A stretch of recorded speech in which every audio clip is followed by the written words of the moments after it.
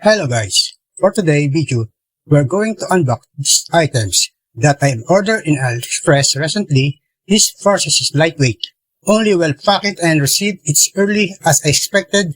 This is a school thing and more student. Nowadays, use this. Let's now start guys. Let's do this. This item is a binder for loose, leaf, notebook, repellable pages for planner or for your journal. I really bet this one looks like so nice and good quality too. This one guys is used to hold loose leaf papers allowing for easy addition, removal and rearrangement of pages. Unlike bound notebooks, that pages are permanently attached, this kind of binder guys appear flexibility and customization and organization.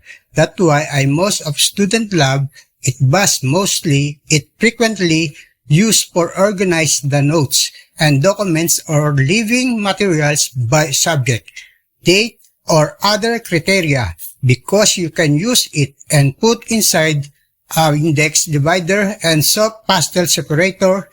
While you can put some notes or tags.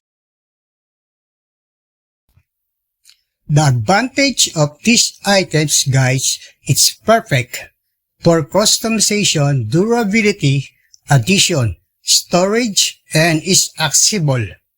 It's allow you to organize and arrange the notes that you want and divided it with dividers and sheet protector. Its sturdy construction protects notes from wear and tear, and the ability to flip through pages quickly makes referencing information convenient. Additionally, many of these come with pockets and punches for storing loose papers and handouts. This one guys looks high quality that can withstand the daily use, including being carried in backpacks and wrapping, protecting your note from damage, making a true more option.